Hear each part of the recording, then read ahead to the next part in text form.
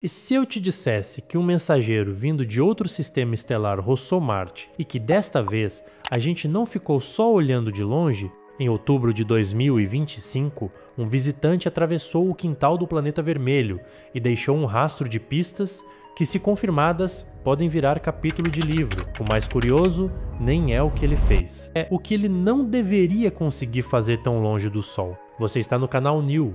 E se prepare para essa história. Imagina a cena: no deserto do Chile, um sistema automatizado de vigilância do céu vasculha o firmamento, noite após noite, em busca de intrusos. Em uma dessas varreduras, no primeiro dia de julho, surge um ponto tímido, quase indeciso, mas com um detalhe que quebra a rotina de quem monitora asteroides. A trajetória não fecha a órbita ao redor do Sol. É um caminho de fuga. A equipe do projeto Atlas reporta as medições, a comunidade internacional cruza dados e o Minor Planet Center publica os comunicados oficiais que carimbam a natureza interestelar do objeto com uma designação dupla, cometa descoberto, e ao mesmo tempo, o terceiro forasteiro confirmado que já nos visitou. A burocracia do espaço tem sua poesia. Quando alguém ganha o prefixo terceiro interestelar, é porque as contas batem e o risco de engano caiu a praticamente zero. A partir daí, a curiosidade vira corrida. Agências como a NASA e a ESA mexem seus tabuleiros. Se da Terra ele é só um borrão,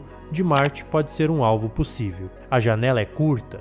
No começo de outubro, o intruso passa a dezenas de milhões de quilômetros do planeta vermelho, distante demais para imagens de folheto, perto o suficiente para tentar um feito sem precedentes: registrar, de outro mundo, um corpo nascido em um Sol que não é o nosso. O Trace Gas Orbiter, da missão ExoMars, é reprogramado para uma caça fotográfica. Para seguir um alvo tão fraco, a câmera literalmente persegue o cometa, alongando as estrelas em riscos e deixando o visitante como um ponto difuso e vivo. É o registro mais próximo já captado por uma sonda de outro planeta de um viajante interestelar em trânsito. A história da exploração espacial adora primeiras vezes, e esta merece entrar para a lista. Só que o melhor pedaço não está na foto, está no que a luz diz. Antes da passagem por Marte, um time internacional liderado por pesquisadores como Martin Cordner e Stephanie Milan apontou o grande telescópio espacial para o intruso. O espectrógrafo no infravermelho enxergou algo francamente atípico. A nuvem gasosa ao redor do núcleo, aquela cabeleira tênue que os cometas ostentam, é dominada por dióxido de carbono com uma proporção em relação à água muitas vezes maior do que a dos cometas da Casa. Isso não é detalhe técnico, é um grito químico. Em linguagem de formação planetária, significa que esse material congelou num ambiente tão frio que o gelo de dióxido de carbono conseguiu se acumular de forma abundante, talvez perto da chamada linha de gelo de CO2, no disco protoplanetário de origem. Ou então, que a estrutura do núcleo dificulta o aquecimento profundo e reprime a água enquanto libera gases mais voláteis. Em qualquer cenário, não é o padrão que vemos por aqui.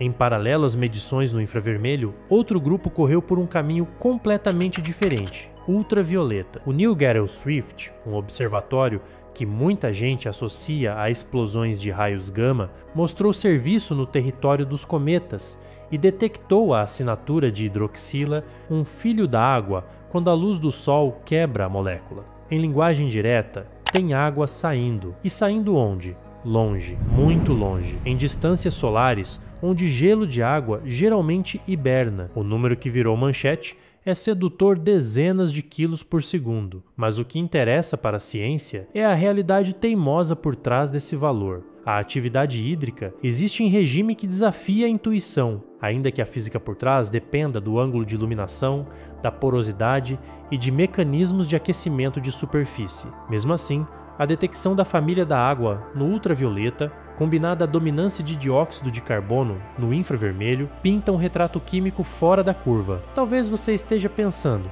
tá, mas o que isso muda pra gente? Muda o mapa mental do que consideramos normal em mundos gelados que nascem sob outros sóis. Em livros clássicos de cometas, a água reina como motor da atividade perto do Sol, com monóxido e dióxido de carbono entrando como coadjuvantes em distâncias maiores. A coroa vai para o dióxido de carbono e a água entra pelo flanco, detectável, porém menos dominante. Para a química de discos protoplanetários, isso é ouro. Quer dizer que nem toda cozinha planetária distribui ingredientes no mesmo balcão, que a linha onde cada gelo trava muda conforme luminosidade estelar, história de radiação e dinâmica do disco. Quem escreve sobre origens planetárias de astrônomos a divulgadores vai ter de abrir espaço para esse caso de exceção, que talvez não seja exceção, apenas o primeiro exemplar de uma coleção que o futuro trará. Lembra do começo? Quando eu disse que o mais interessante era o que ele não deveria conseguir fazer?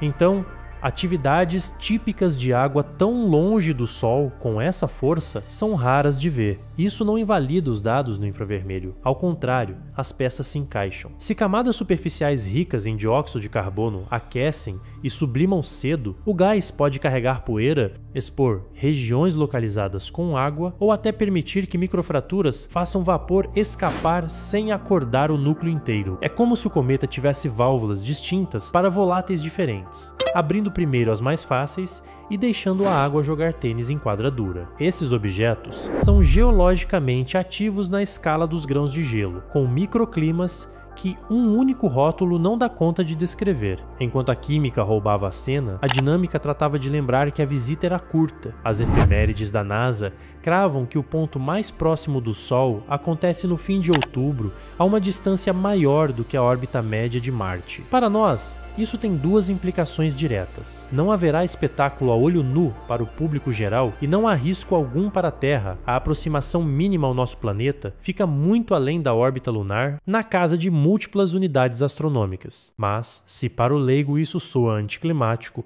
para a comunidade que faz ciência de cometas, é a chance de comparar medidas antes e depois do periélio e ver como o motor muda quando o aquecimento solar sobe de patamar. É laboratório natural, com cronograma marcado pela mecânica celeste. E sobre o encontro com Marte, além do TGO, a veterana Mars Express também tentou ver o borrão, embora a sensibilidade e a geometria nem sempre ajudem. Mesmo assim, o simples fato de duas plataformas em órbita marciana terem dedicado sequências a esse alvo abre uma avenida que parecia ficção científica há poucos anos: usar planetas como mirantes para eventos interestelares. Em linguagem de planejamento de missão, isso é um estudo de oportunidade.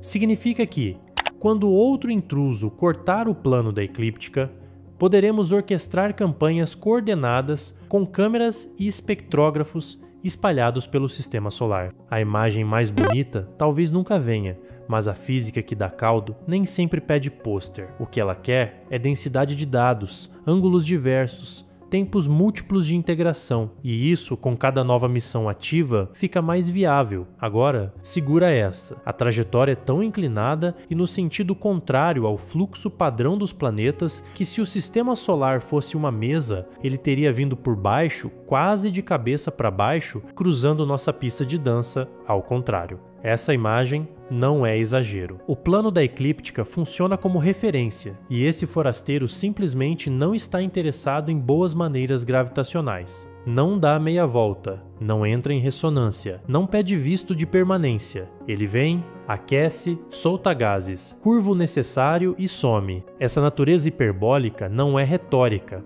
é equação na prática, confirmada pelos comunicados que formalizam a excentricidade maior que 1 e pela inclinação retrógrada. É o carimbo final de quem está só de passagem. A essa altura, alguém sempre pergunta: e o tamanho do núcleo? A resposta honesta é: as estimativas variam e carregam incertezas. Fotometria em um objeto com atividade forte engana facilmente, porque brilho de coma e cauda mascaram a contribuição do núcleo sólido. Alguns veículos arriscam números quilômetros acima, outros preferem escalas mais modestas. O consenso que interessa é o seguinte: é suficientemente grande para manter atividade robusta em grandes distâncias e suficientemente ativo para merecer todas as câmeras disponíveis. Em divulgação, a prudência é virtude, cite intervalos e o porquê da margem. O foco, no fim, é que ele se destaca pela química e pela geometria de passagem, não por prometer espetáculo visual nas cidades. O mais estranho não é o que ele fez, é o que ele não deveria conseguir fazer tão longe do Sol. Já já a gente volta a essa pergunta. Terceiro, costure a autoridade de leve, sem apelar a jargão. Diga que o reconhecimento oficial veio do centro de planetas menores. Lembra do que ele não deveria fazer? Pois é, fez. Nesse ponto, vale comparar com os outros 2 forasteiros que já passaram por aqui. Um deles virou celebridade pelo comportamento esquisito, sem como aparente aceleração não gravitacional que ainda causa debate. O outro era um cometa mais clássico, com cauda como manda o figurino e água fazendo o papel de protagonista perto do Sol. O atual mensageiro cai numa terceira caixa, químico fora do padrão, sinal claro de dióxido de carbono como motor em distâncias generosas e, de quebra, água detectada antes do que esperaríamos por intuição. Esse arranjo de propriedades faz dele um case de estudo de formação planetária sob condições diferentes das do nosso berçário. É uma mensagem vinda de um laboratório que a gente não pode visitar, mas pode ler por espectroscopias e luz. Tem mais. A discussão pública, muitas vezes, confunde cometa verde com qualquer coisa que brilhe esverdeado por conta de moléculas de carbono diatômico em emissão. Aqui,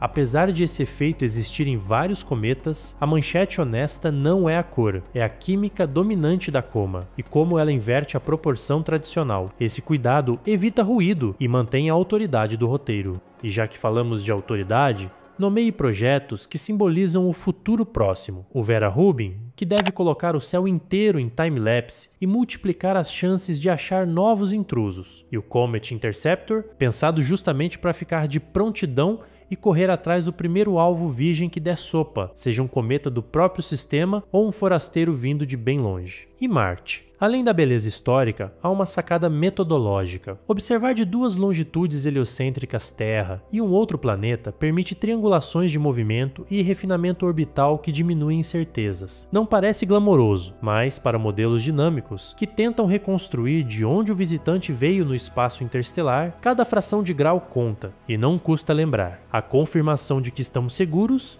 também é ciência. Compartilhar com o público, com todas as letras, que não há risco para a Terra e que a aproximação mínima fica muito além do que assustaria qualquer um, é um serviço tão importante quanto dizer que a química surpreendeu e múltiplas exposições foram empilhadas, o que ele não deveria conseguir fazer tão longe do Sol. Manter a atividade hídrica detectável, ainda tímida, mas real, algo que só faz sentido quando somamos a dominância do dióxido de carbono, a geologia porosa de um núcleo cheio de bolsões e a possibilidade de áreas que recebem mais energia do que outras, abrindo válvulas localizadas. O segredo no final é que a pergunta errada era: por que a água está ativa? A certa é: como essa mistura de voláteis, textura do núcleo e aquecimento solar arranjou uma solução para isso? Em ciência planetária, quem troca o porquê simples pelo como multifatorial costuma chegar mais longe. E é aí que esse caso rende tanto. É tentador fantasiar que cada visitante desses seja um artefato alienígena. É um vício cultural antigo, de quando cometas eram presságios. Hoje, a gente prefere espectros a superstições. Mesmo vozes ousadas da comunidade deixam claro que explicações extraordinárias exigem evidências extraordinárias, e elas não estão aqui. O que temos de extraordinário por enquanto é a química. E química extraordinária por si só já é suficiente para mexer com livros e palestras. O ceticismo saudável é parte do método.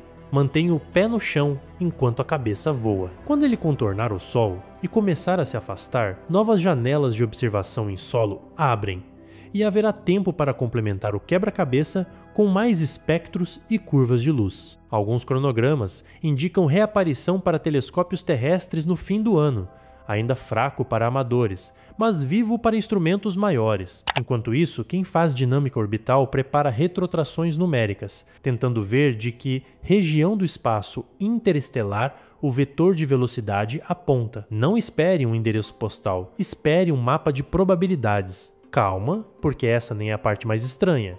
O detalhe que bagunça tudo vem agora. Quando os cientistas olharam de novo, segundo, analogias visuais específicas. Se o sistema solar fosse uma mesa, ele veio por baixo, de cabeça para baixo. Pensa numa chaleira com várias tampas. O dióxido de carbono levanta primeiro, a água espera o vapor abrir caminho. Lembra do que ele não deveria fazer? Então, fez, e é por isso que vamos continuar olhando. O visitante que ganhou o rótulo oficial de terceiro interestelar, o 3I Atlas, confirmado pelo centro que rege a nomenclatura dos pequenos corpos e observado em conjunto por uma constelação de instrumentos de primeira linha, é menos uma curiosidade solta e mais um tijolo na parede de uma ideia grande, de que sistemas planetários lá fora são tão diversos quanto suspeitávamos, e que amostras gratuitas dessa diversidade, quando passam por aqui, podem ser lidas como páginas arrancadas de livros que ainda não escrevemos. Em vez de mito, método; em vez de presságio, espectro; em vez de susto, aprendizado. E a melhor parte, o céu que vigia a si mesmo, com projetos como Rubin, promete que a próxima página pode estar a poucos meses de distância. Quando chegar, pode apostar. Teremos naves em Marte, telescópios no espaço e toda uma rede pronta para outra vez transformar um borrão tímido em ciência robusta.